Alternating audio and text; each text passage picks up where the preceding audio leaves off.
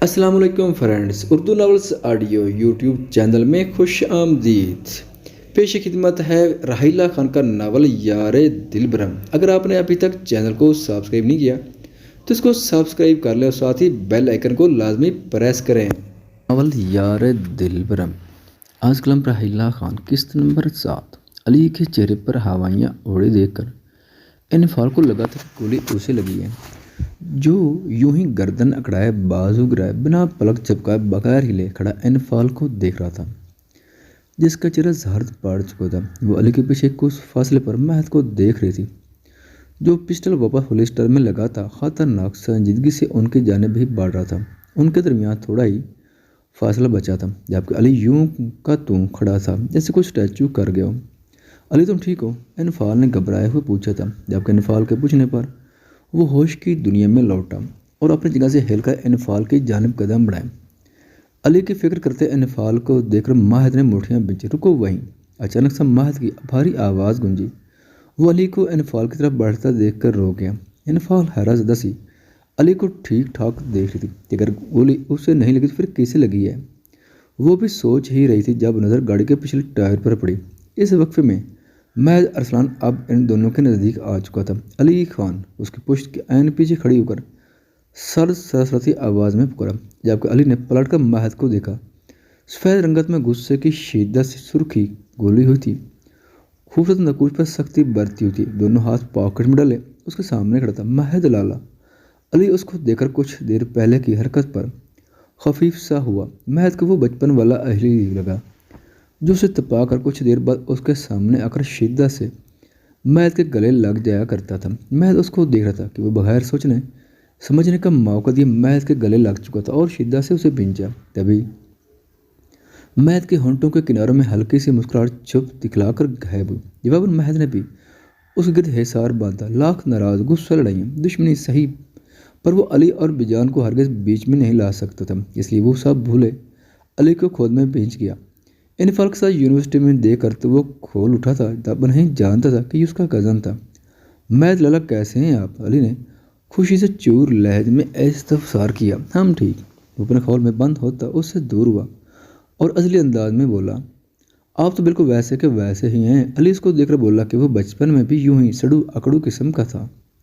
اور تم بھی، مہد نے کہہ کر پیچھے کھڑی آنکھیں پھٹنے کی حد تک کھولے انفال کو دیکھا۔ وہ تو جیسے مہد علی کو ملتا دیکھ سکتے میں آ چکی تھی۔ یہ تھوڑی دیر پہلے والی کیا حرکات تھی؟ مہد نے روب دار لہجے میں پوچھا، جبکہ علی گوڑ بڑھایا اور انفال ہوش کی دنیا میں لوٹی۔ چلیں ڈبہ روٹی! انفال مہد کو اگنور کرتی بولے کہ دل انجانے خوف سے دھڑک رہا تھا۔ اس پاگل شخص سے کوئی بعید نہیں کہ یہیں سے ہی لے جائے۔ وہ اس کی وارننگ کو مٹی میں ملا کر نہ صرف چھوٹی حویلی کی تھی بلکہ اس کے ساتھ بھی گھومنے آئی تھی، جس کے ساتھ بچپن میں ہی مہد نے اسے دور رہنے کا درس دیا تھا۔ اور اب تو وہ دونوں بڑے ہو چکے تھے، تو اب مہد کا کیا ری ایکشن ہونا تھا؟ سوچ کر ہی انفال نے جورجری سے لی۔ مہد نے اس کو خطرناک تیوروں سے دیکھا تھا کہ انفال گڑبڑا گیا۔ چلتے ہیں نا انفی، رکو تھوڑی دیر، یہاں کیا کر رہے ہیں تم لوگ؟ مہد نے پوچھنا ضروری سمجھا۔ غصہ حد سے بڑھ گیا تھا کہ وہ علی کے ساتھ سیر سپاٹوں پہ نکلی ہوئی تھی۔ وہ لالا اس چڑیل کو آئس کریم کھانی تھی، اس لیے پھر سے باگڑ بلی دیکھنی تھی۔ باگڑ بلا تو کہہ نہیں سکتا تھا، اس لیے یہاں آئے، پر سوائے بکریوں کے کچھ نہ دیکھا۔ علی تعصب سے سر ہلاتے بول کر سارا ملبہ انفال پر گرا گیا۔ جھوٹے شخص، تم نے کہا تھا کہ میں آئس کریم کھلاؤں گا، اور باگڑ بلا بھی تم ہی کہا تھا مہد بھائی کو۔ میری تو اچانک سے نظر پڑی تو زبان سے پھسل۔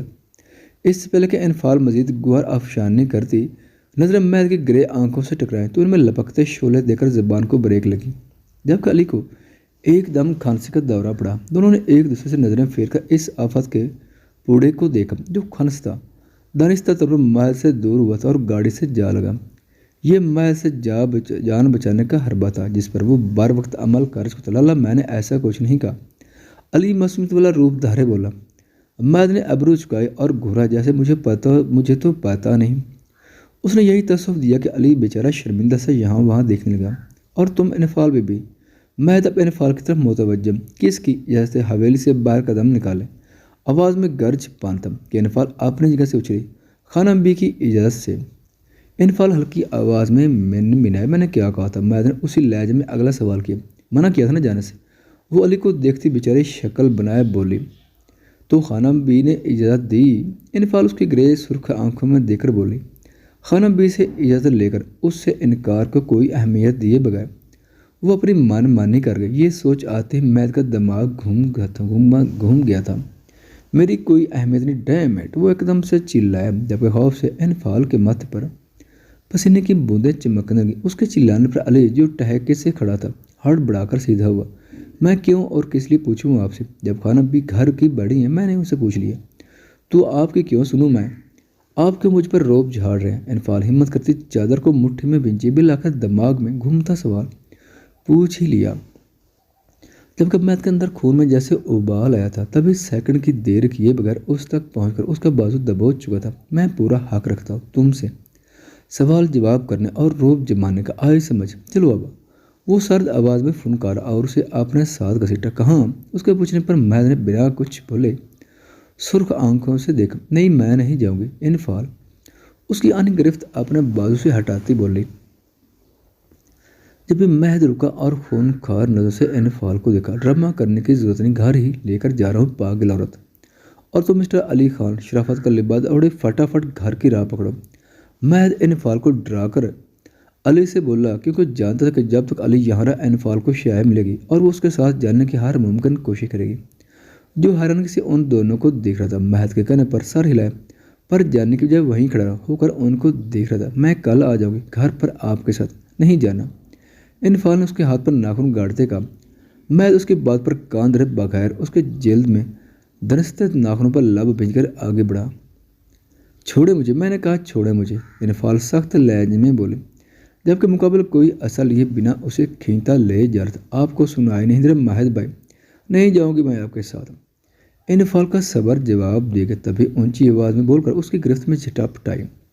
اس کے چلنے پر مہد کے قدموں کو بریک لگی تھی، جو پہلے شعلہ جوالا بنا ہوا تھا۔ مزید اس کے انکار نے سیخ پاک کر دیا تھا۔ Shut up! Just shut up! نہیں ہوں میں تمہارا بھائی، سمجھ آئی میری بات؟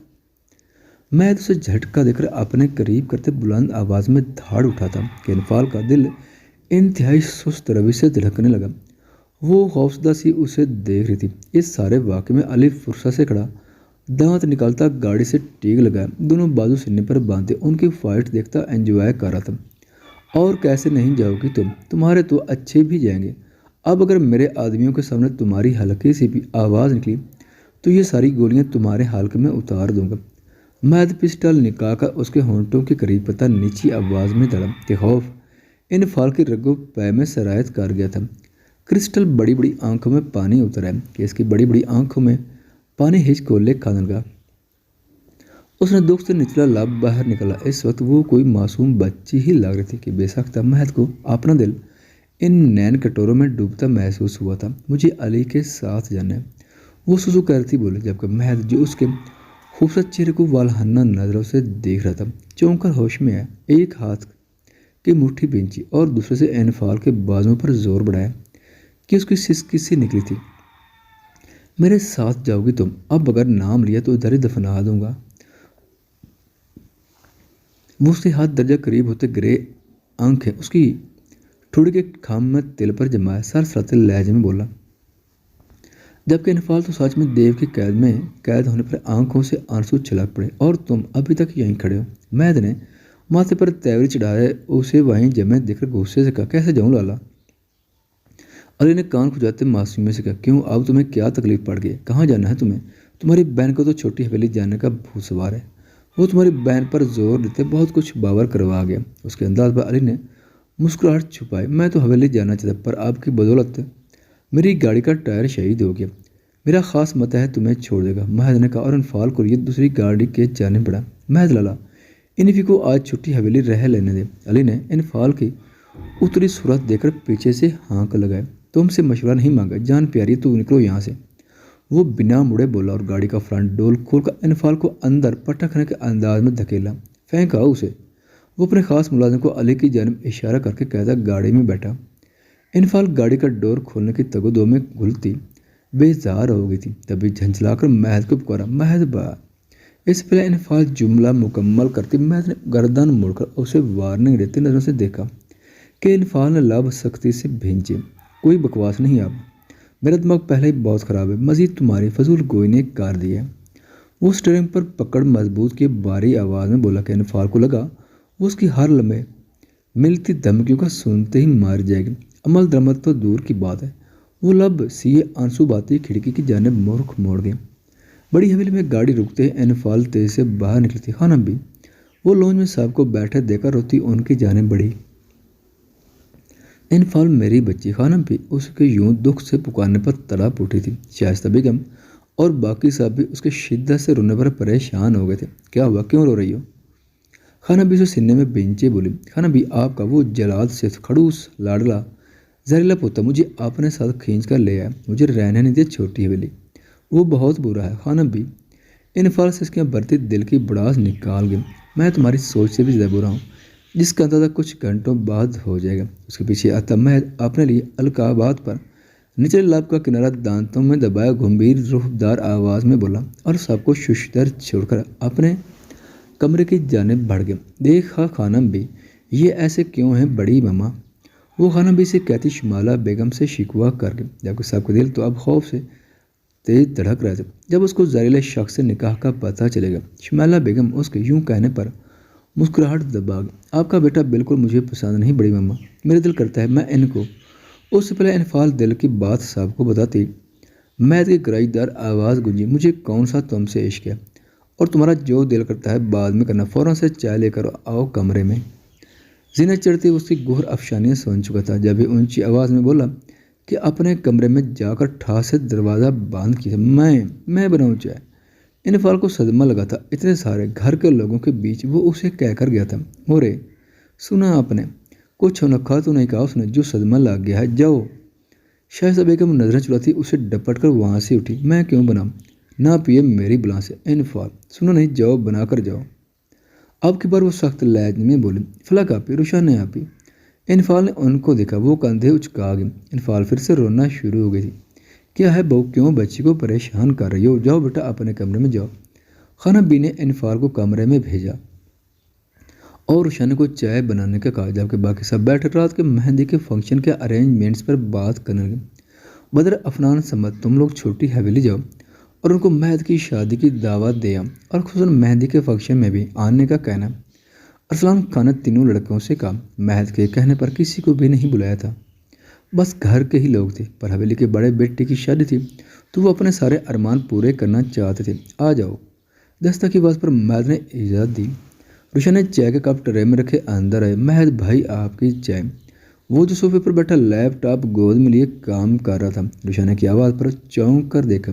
پال میں ماتھے پر بال پڑے تھے۔ گڑیا تم کیوں لائی ہو؟ مہد نے پیار سے بہن کو دیکھا۔ بھائی اب ہماری چھوٹی سی نازک جان باپیرا اتنا ظلم نہ کریں۔ روشن نے مسکراہٹ دبائے بولی اور فوراً سے کمرے سے نکل گئی۔ واٹ دل، یہ کون سا ظلم ہے نازک جان پر؟ مہد بڑبڑایا۔ تمہیں دیکھ لوں گا انفال بی بی۔ مہد نے کپ پر گرفت مضبوط کی جیسے انفال کی گردن پر دباؤ بڑھایا ہو۔